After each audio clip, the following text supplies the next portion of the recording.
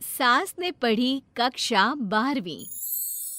पाखी एक multinational company में काम करने के साथ सोशल एक्टिविस्ट भी होती है, जो ऑफिस खत्म होने के बाद शाम को घर आकर जरूरतमंद छोटे बच्चों को फ्री में पढ़ाती है।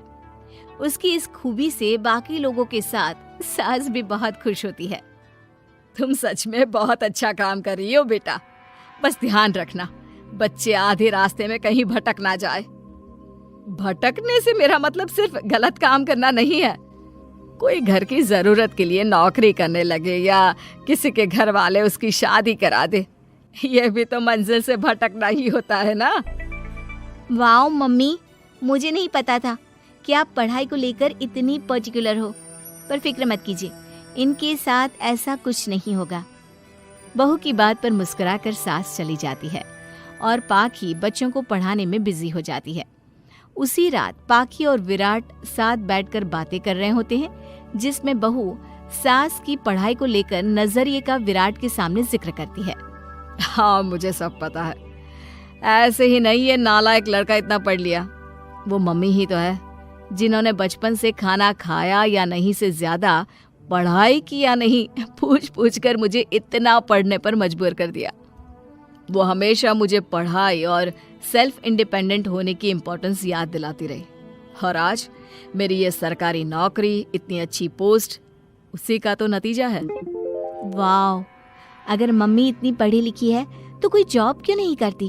और अगर जॉब नहीं करती तो मेरे साथ बच्चों को ही पढ़ा ले। तुम्हें किसने बोला कि मम्मी पढ़ी हुई हैं? उन्होंने तो अपनी 12th क्लास भी पूरी नहीं की। उससे पहले ही नाना जी ने मम्मी की शादी करा दी। शायद इसलिए पढ़ाई और अपने पैरों पर खड़े होने को लेकर उनकी सोच ऐसी है, क्योंकि वो खुद ये सब करना चाहती हो। पत्नी की बात सुन के विराट भी सोच में पड़ जाता है। दोनों मिलकर प्लान बनाते हैं और अगले दिन बच्चों को पढ़ाते हुए पाखी उनके पास एक कुर्सी एक्स्ट्रा लगा देती है। ये एक कुर्सी ज्यादा किसके लिए लगाई है बेटा? कोई नया बच्चा आने वाला है क्या?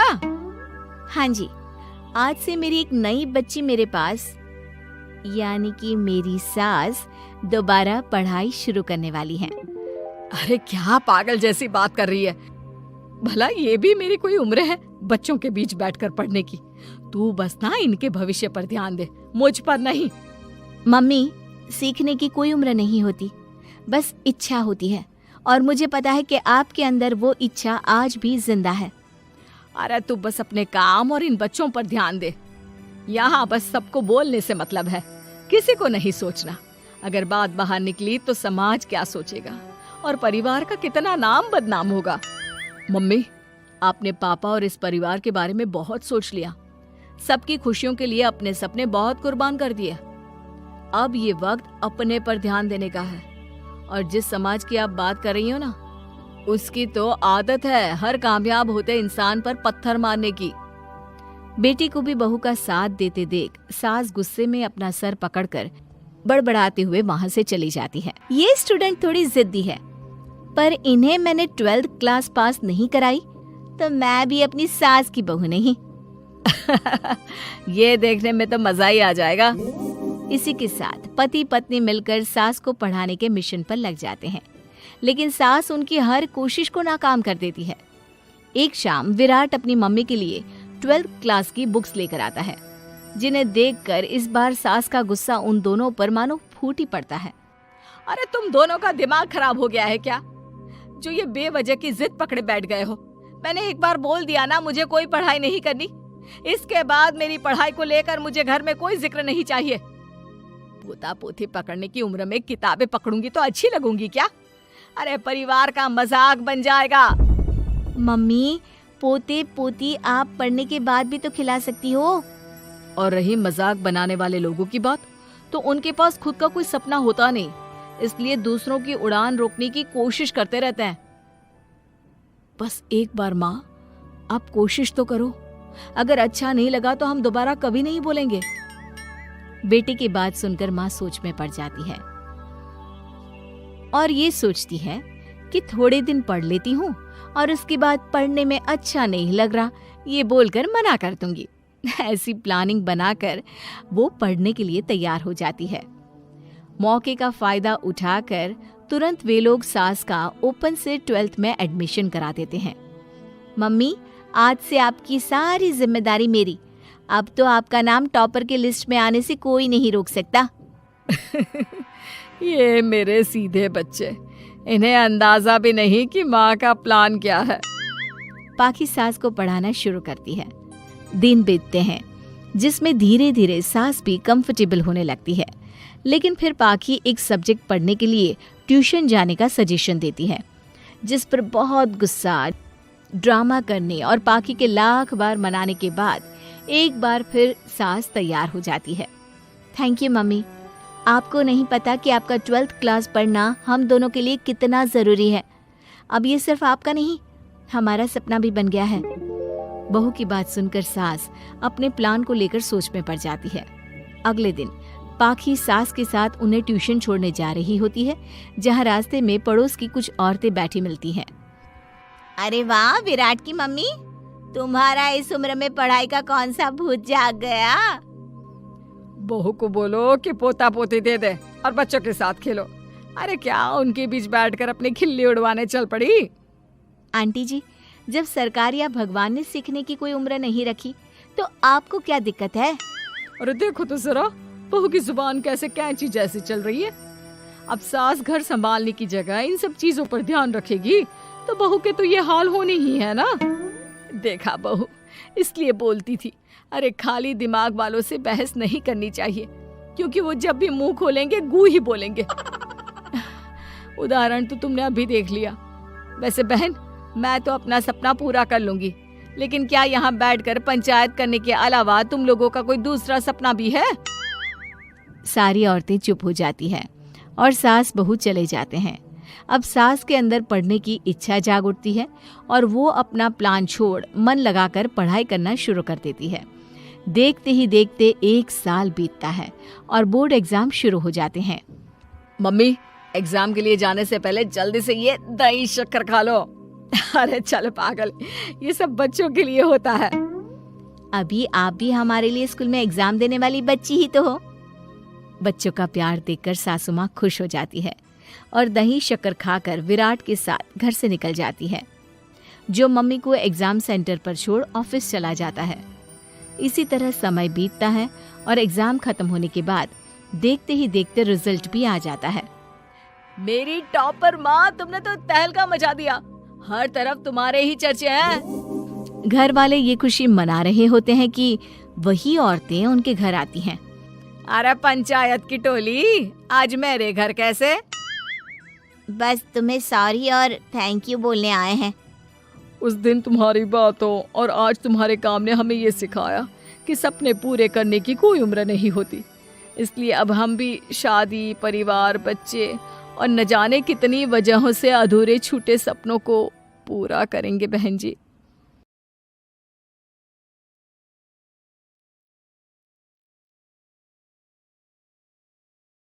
ऐसा लगा अंत में बताइएगा जरूर। अरे बहू, चाय ले ले, उठ जा बेटा। अरे मम्मी रहने देती ना, मैं उठ तो रही थी।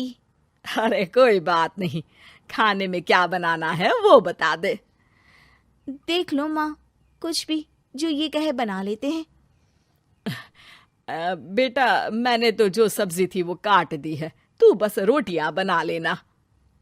ये हर रोज सुबह का सीन था ममता के ससुराल का। एक दिन पड़ोसन कहती है, अरे बहन जी, सारा दिन काम करती रहती हो, थकती नहीं क्या आप? बहू क्या करती रहती है सारा दिन? अरे वो भी कुछ ना कुछ करती ही रहती होगी। अब इतनी भी बूढ़ी तो नहीं हूं मैं जो बैठ जाऊं कि सामने काम पड़ा है और मैं बैठी रहूं। अरे लेकिन बहू की तो आदत खराब हो जाएगी जब सारा काम आप ही कर दोगी। अरे ठीक है ना, कम उम्र में हमारी भी शादी हुई थी। अब आजकल के पढ़ने लिखने वाले बच्चों को सारी जिम्मेदारी लेने में भी तो वक्त लगता है। बहू है तो क्या हुआ, मेरी बेटी की उम्र की ही है ना। एक उसे भी देख लो, चाय बनाने के सिवा आता ही क्या है। ममता से सारी बात करती है। हाँ, मम्मी जी ही ज्यादा काम करती हैं, इसमें कोई दो राय नहीं है, लेकिन मैं भी क्या करूं, ऑफिस और घर के बीच जो वक्त मिलता है उसी में काम कर लेते हैं, है ना? दिन बीत रहे थे। सास बहू के बीच की बॉन्डिंग अच्छी थी, लेकिन जब बहू माँ बनती है तो जो थोड़ा बहुत काम किया करती थी वो भी छोड़ देती है। बहू, ये ले, तेरे लिए बनाया है। इसको खाने से बच्चा और तू दोनों स्वस्थ रहेंगे। ठीक है माँ जी। माँ जी, वो बच्चे के लिए गद्दे जो सूख रहे हैं ना छत पर, जरा ले आइए ना।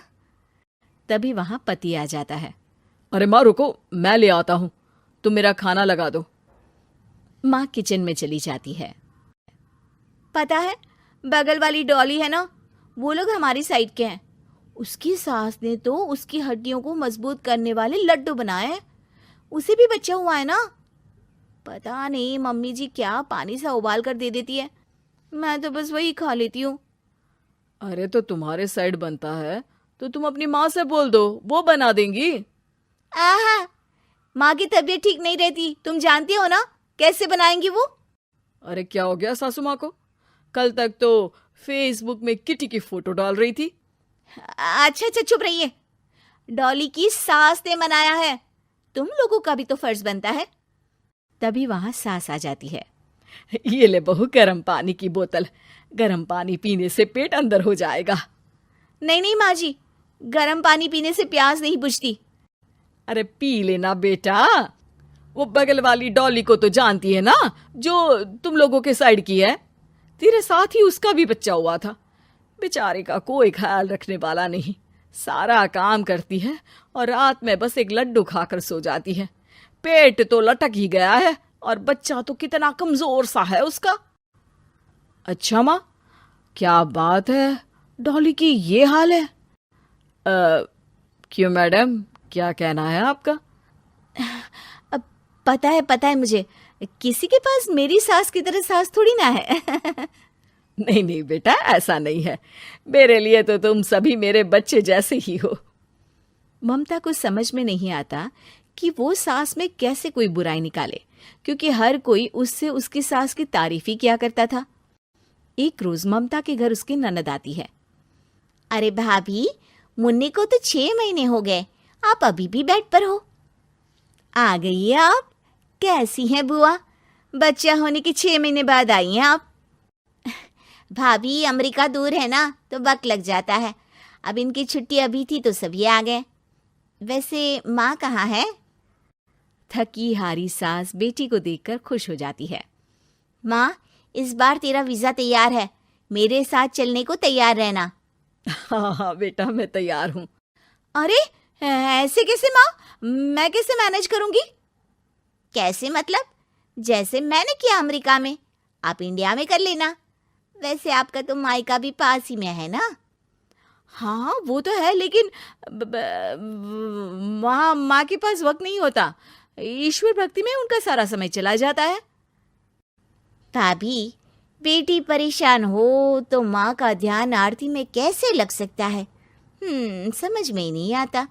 वैसे भी अब माँ को मैं अपने साथ ले जा रही हूँ। माँ को विदेश घूमने का शौक है ना। ममता मन मारकर चुप हो जाती है, लेकिन मन ही मन सोचती है कि वो कैसे सारा काम मैनेज करेगी। पति का खाना, नाश्ता, मुन्ने को नहलाना धुलाना, फिर रात भर इसके लिए दूध तैयार करना। माँ तो सारा काम करती थी। हे भगवान, ना भाई ना। क्या हुआ भाभी? क्या सोचकर ना भी ना कर रही हो? अरे कुछ नहीं, बस बच्चे के बाद से ही कमजोरी ज्यादा हो गई है ना, तो अचानक से बड़बड़ाने लगती हूँ मैं। अगले दिन ममता अपनी माँ को फोन करती है। राधे राधे। माँ मैं क्या करूँ, मेरी सास तो अमेरिका जा रही है बेटी के पास। अब घर का सारा काम, बच्चा, सब कैसे मैनेज करूँगी? तू आ जाना माँ कुछ महीनों के लिए मेरे पास। अरे ना ना ममता, मेरे बस की बात नहीं है काम धाम। अरे तू तो जानती है ना, मैंने तो तेरे भाई की शादी भी गरीब गांव की लड़की से इसीलिए ही की थी कि वो चुपचाप घर का सारा काम करे। वैसे भी अब तो आदत भी नहीं रही मेरी काम करने की। ममता को माँ पर बहुत गुस्सा आता है। ठीक है माँ, देख लूंगी मैं, लेकिन मेरी मुसीबत के वक्त आप मेरा साथ नहीं दे रही है। अब भूल जाना मुझे। ममता गुस्से में आकर फोन रख देती है और रोने लगती है, लेकिन बेचारी करे भी तो क्या।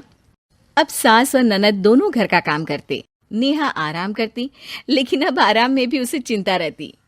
और फिर वो दिन भी आ जाता है जब ननद का जाने का वक्त आ जाता है। भाभी मैं जा रही हूँ, अपना और मुन्ने का ख्याल रखना। ममता सास को देखती है और गले लगकर रोने लगती है। माँ जल्दी आ जाना। सास मुस्कुराकर कहती है, कहाँ से ममता, मैं कहीं नहीं जा रही। मैंने देखा कि मेरे जाने की बात से ही तू परेशान हो गई थी, इसीलिए मैंने अपना जाना कैंसिल कर दिया है। तू चिंता ना कर, मैं तेरे साथ ही रहूंगी। ममता को अपनी माँ की बात याद आती है कि कैसे उसके कहने पर भी ममता की परेशानी को समझने की बजाय उसने मना कर दिया, जबकि सास ने बिना कुछ कहे बहू की समस्या पढ़ ली। हाँ माँ, हम सब साथ चलेंगे बाद में दीदी के घर अमेरिका। आज से आप रानी बनकर रहना और मुन्ने को देखना। मैं समझ चुकी हूँ कि मेरा फर्ज क्या है।